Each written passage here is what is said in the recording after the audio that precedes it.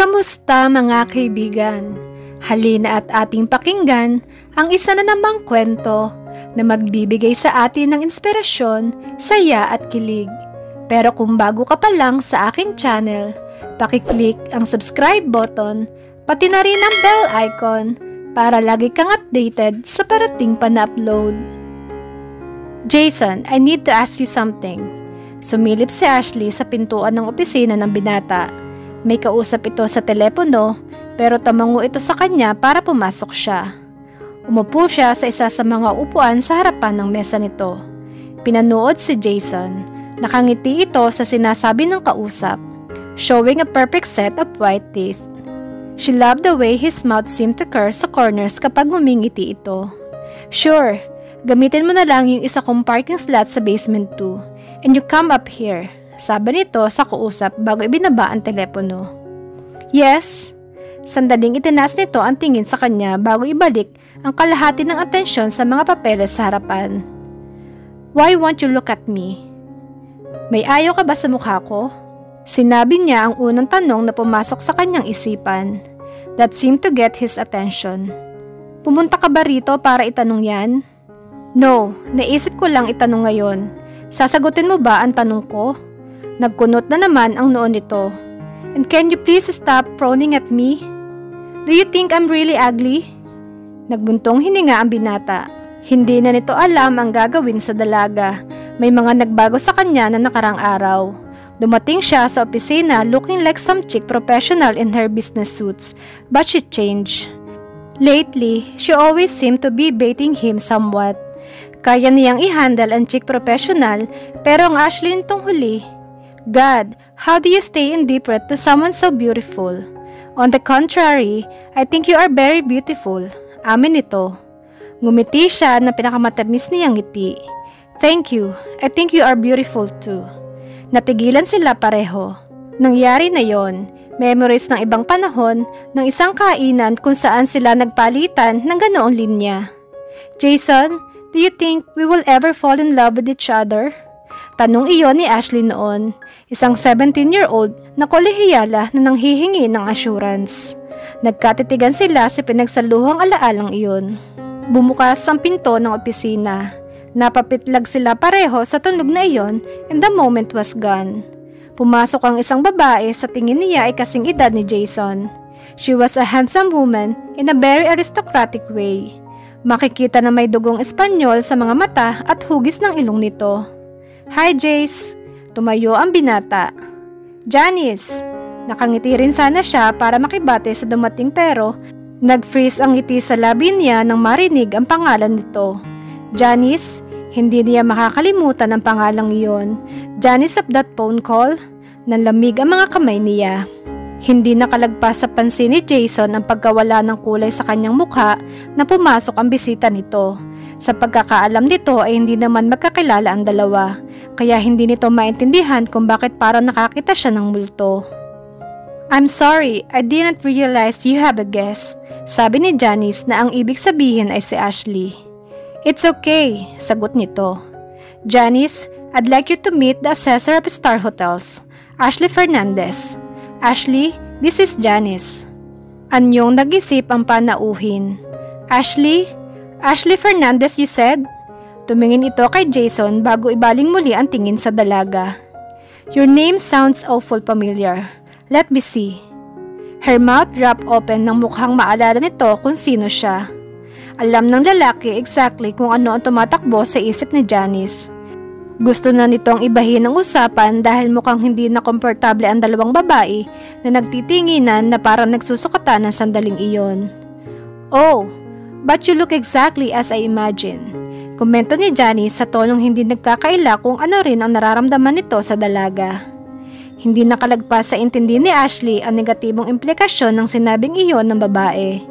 Minsan na niyang hinayaan ang sarili na magpatalo in favor of this girl. Never again. Ngumiti siya. Is that right? What a coincidence. You also look exactly as I imagine. Sinadya niyang ihagod ng paningin mula ulo hanggang paa ng babae bago ituloy ang sasabihin. Only older. Halatang mas pilit ang sumunod ng ngiti ni Janice. After all, nakasulot sa buong itsura nito ang pagiging banidosa. Malamang hindi nito na-appreciate ang anumang may reference sa edad. Gumanti ito sa sumunod na tinuran. Hindi ko akalaing makikita kita rito. Not after what you did. Janice, that's enough. Saway ni Jason. Namula siya pero nanatiling kalmado ang pananarita niya. Wala kang ideya kung ano talaga ang ginawa ko. Sabi niya. I gave the man I love the chance to choose you. Nagtaas ito ng isang aristokratang kilay. Don't I? Because kung alam mo, you will be standing there thanking me to high heavens and not fearing me. However, considering that you still haven't managed to get my wedding ring, malamang you have every reason to be afraid. Nawala na lahat ang pagpapanggap sa congeniality sa mukha ng babaeng kaharap. Nangislap ang mga mata nito sa kumawalang temper. Why you little bitch? Nahawakan ni Jason ang braso ni Janice bago siya nito nasugod. Hindi man lamang nagbago ang ngiti sa mukha ni Ashley. Okay, I'm leaving this room. 3 is a crowd, you know. Nagsimula siyang lumabas ng silid pero bumalik siya para tingnan muli ang namumula sa galit na mukha ng babae. And Janice, please don't ever play catty with me. You see, I invented cattiness. You can't possibly win.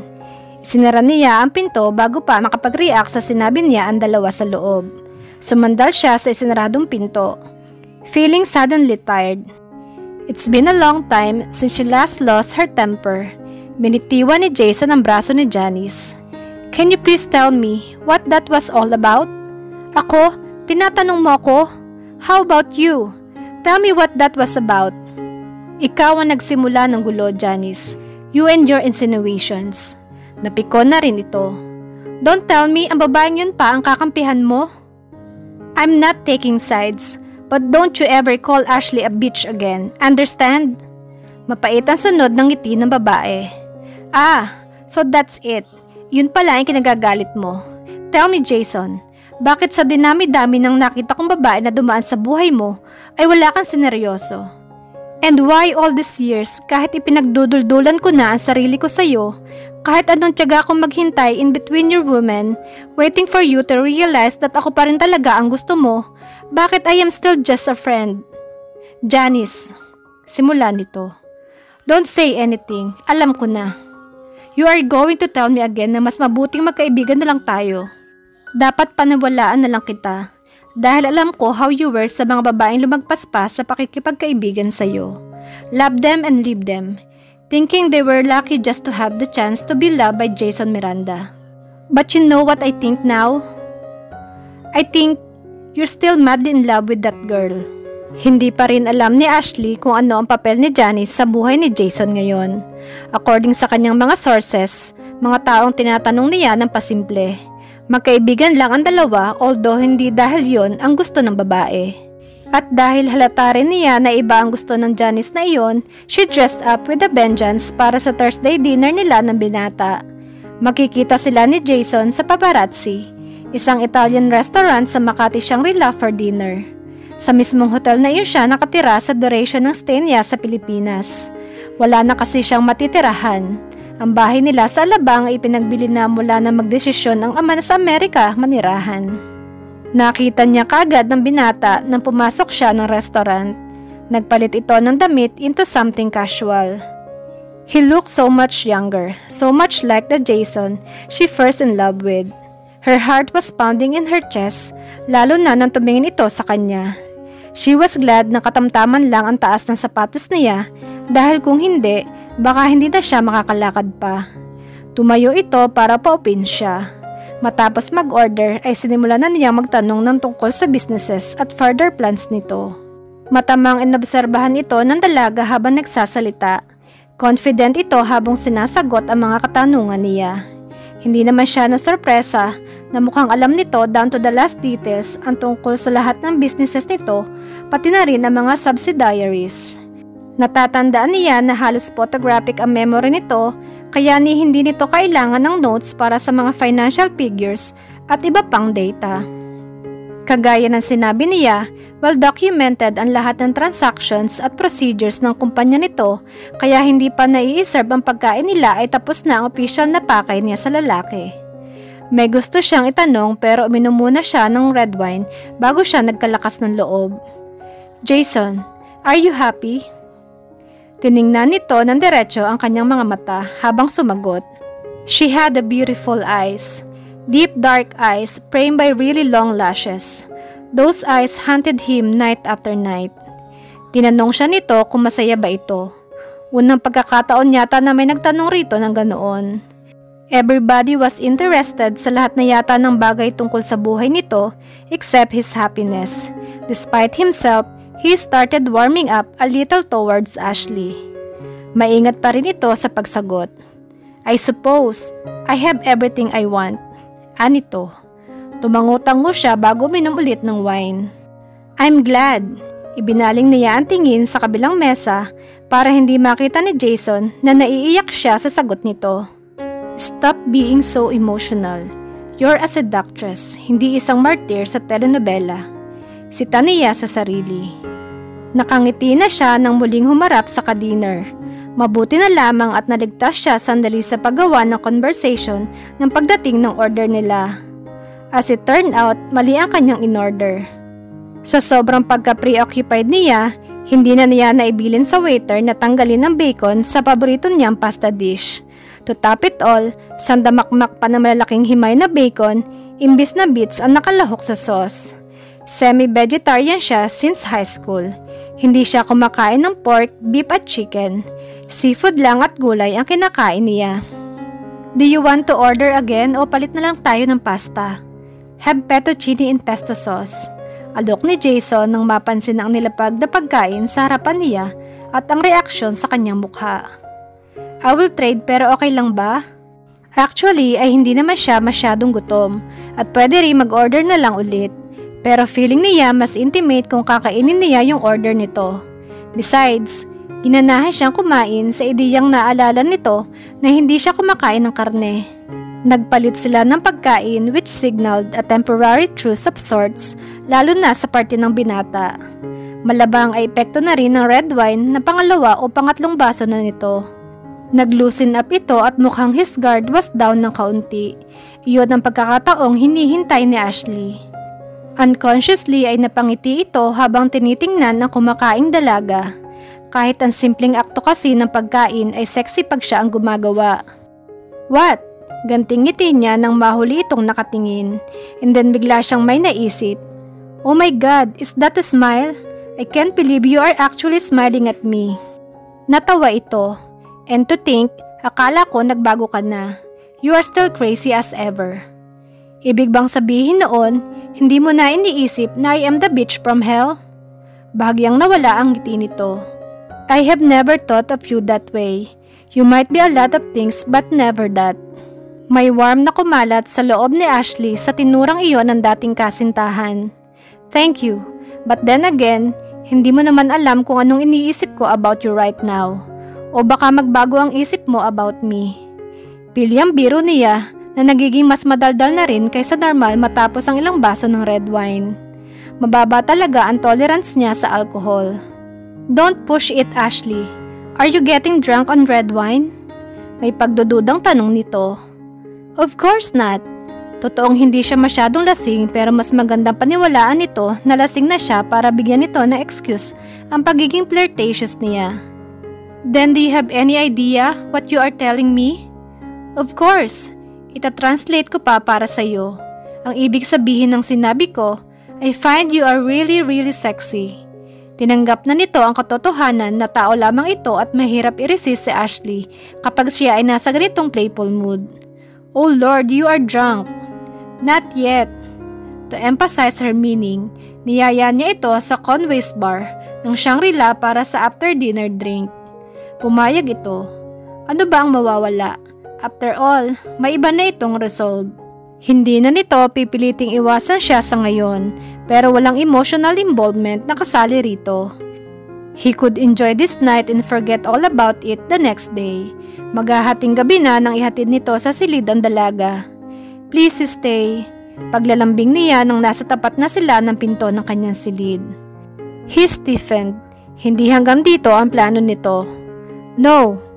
Are you back to being Mr. Miranda? No. I'm back to being the man you left at the altar.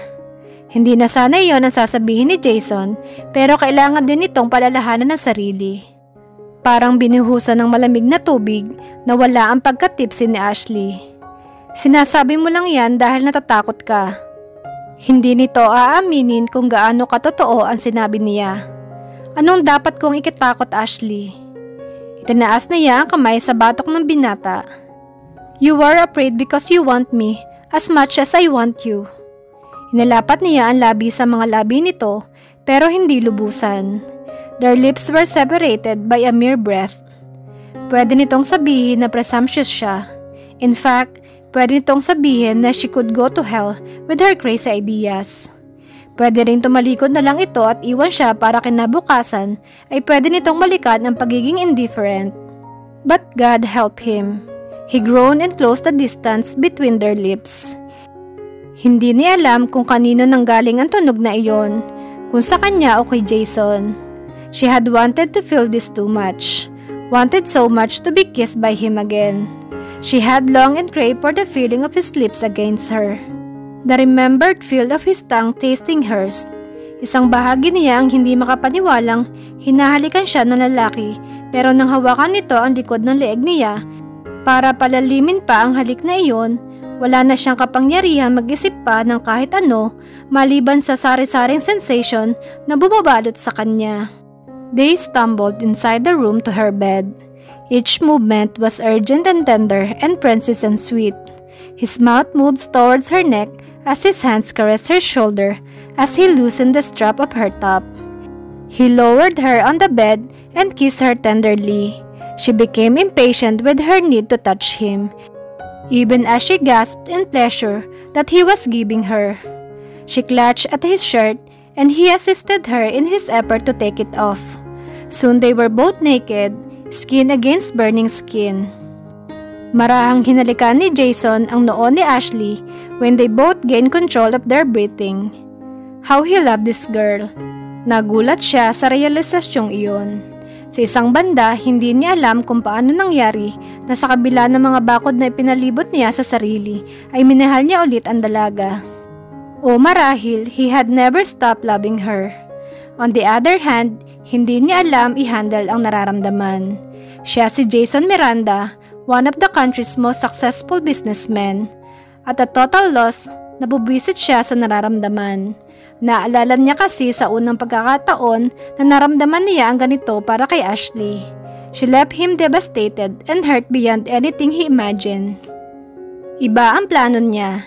He was going to hate her for the rest of his life. And yet, there he was. He shouldn't have touched her. Nagagalit siya dahil pinabayaan na naman niya sarili niyang maging vulnerable sa dalaga. Naramdaman niya ang haplos ng kamay nito sa kanyang braso. At lalo siyang nagalit because that simple act made him want her again. Inalayo niya ang kamay at tinalikuran ito. He couldn't possibly allow himself to love her again. He couldn't afford to. Hindi ngayon. Alam niya hindi rin magtatagal ay muli na naman itong aalis. Nahinto ang kamay ni Ashley sa ginagawa. Siguro wala nang masasakit pa kaysa pakiramdam ng rejection right after making love. Not after the most intimate act there could possibly be. Kahit ito ay nabigla sa tindi ng sakit na iyon, may hikbing tumakas sa bibig nito. Narinig iyon ni Jason, lalo siya nagalit sa sarili sa nararamdaman sa pag-iyak nito. He actually felt like his heart was going to burst. Gusto niyang ipasa sa iba ang galit na iyon. "What's this?" sabi niya. "What are you crying about? You have been offering this, haven't you? What else do you want from me?" Deep in her heart, alam ni Ashley na doon na nagtatapos iyon. Ginawa na niya lahat ng bagay para muli siyang mapansin ng lalaking mahal niya. Kinalimutan niya ang professionalism, tinaya niya ang dapat itaya at tatalo siya. Wala nang mawawala kung sasabihin na niya ang nararamdaman ngayon.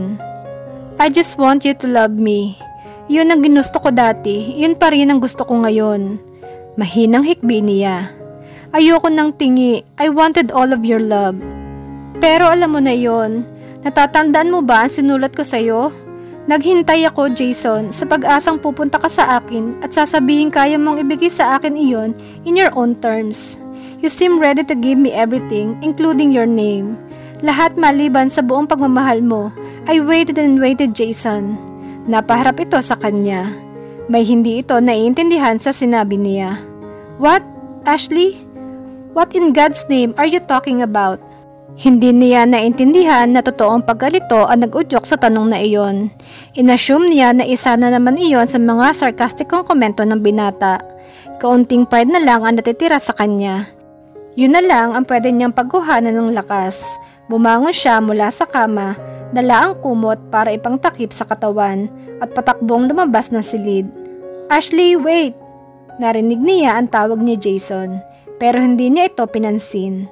Blinded with tears, tuloy-tuloy siya patungo sa elevator. Mabuti na lamang at walang taong nakasalubong sa kanya, or baka isipin nila she was going crazy. Pinindot niya ang numero ng basement kung saan nakapark ang kotse.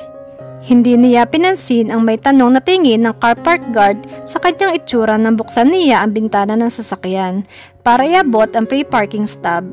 Kung hindi lang siya umiiyak ay malamang matawa siya sa sarili. Tingnan nga naman siya. Isang matalinong top-level executive ng isa sa pinakamalaking hotel chain sa buong mundo, yet there she was na parang isang luka-luka. Hindi niya alam kung saan pupunta habang nagdadrive. To top it all, ni wala siyang suot kundi kumot ng hotel. Natagpuan niya ang sarili sa labas ng bahay ni Missy. Hindi siya makababa.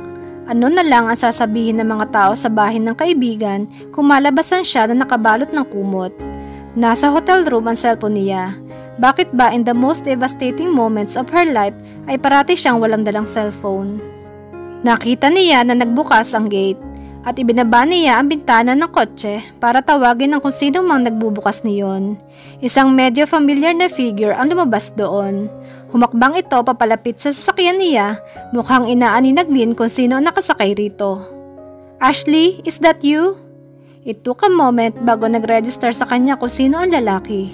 Raymond? Bahaw ang boses niya nang magsalita. Something sa boses niya ang nag-udyok sa lalaki para lumapit sa nakapark niyang sasakyan. Sa malapitan ay nakita nitong ang kondisyon niya. Ashley, what happened? Hindi ito naghintay ng sagot niya sa tanong na iyon. Umikot ito patungo sa passenger side ng kotse at sumakay. What's wrong? There was concern in his voice. Tumingin siya sa lalaki, her eyes swimming with tears. Raymond, I don't know where to go. Ang pakaramdam niya ay parang mamamatay na siya sa sakit. She felt like she was nothing but a whole mass of pain. Naawa si Raymond sa kanyang itsura.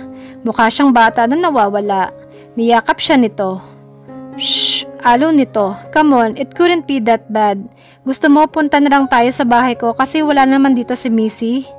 I make very good coffee. Then you can tell me everything. I'll drive for you. I can just leave my car here. Babalikan ko na lang. Pinalipat siya nito sa passenger seat at ito na nga nagmaneho ng kotse papunta sa pad nito. Pagdating doon, pinahiram siya nito ng maisuot. Mabuti na lamang at nag-iiwan ng damit si Missy sa bahay nito para sa mga okasyong doon ito natutulog. Inabutan nito ng freshly brewed coffee ang dalaga na mukhang tumigil na sa kaiiyak pero nakatulala lamang habang nakaupo sa sopa. Why does he hate me so much? Pabulong na sabi niya. Nagsisimula na naman bumagsak ang luha sa pisngi. Tumabi ito sa kanya. Inakbayan ang nanginginig niyang balikat, offering silent comfort. Bakit hindi niya ako mapatawad samantalang ipinalawanag ko na sa kanya in my letter kung bakit ako umalis? Why can't he forgive me when it was also that simple for him to just let me go? Sumubsob siya sa dibdib na lalaking minsang nagligtas sa buhay niya. I wish hindi ganito ka-painful. I wish I don't love him this much. May naalala si Raymond sa sitwasyon habang pinababayaan lang umiyak at magsalita ang dalaga. Noong bata pa siya, she must have been 5 or 6, nalibang siya sa paglalangoy at napunta sa mas malalim na bahagi ng pool. He was watching her at ang pinsang si Missy, kaya mas nauna pa nitong naisip kung ano ang nangyayari kung bakit hindi siya umaangat ng tubig kaysa lifeguard. Nasa ilalim na siya ng tubig nang makuha nito. He pulled her out of the pool and administered artificial resuscitation. Na maisukan niya ang lahat ng tubig na pumasok sa katawan ay yumakap siya rito at umiyak ng umiyak. It was at that time that he decided that he wanted to save lives kaya ito nagdoktor. Tell me what happened. Finally ay sinabi nito. For the second time in both of their lives ay umiyak siya sa mga bisig nito. Ikinuwento ni Ashley ang lahat ng nangyari hanggang nakatulog siya sa dibdib nito sa sobrang pagod sa kaiiyak. Hinaplos nito ng marahan ang buhok niya. Malayo ang tingin nito habang nag-iisip ng malalim. Mapawi pa kaya ng pagmamahal ni Jason ang sakit na nararamdaman ni Ashley? Hanggang kailan itatago ng binata ang totoong nararamdaman nito sa dalaga? Sabay-sabay nating alamin sa susunod na kabanata ng ating kwento. Maraming salamat!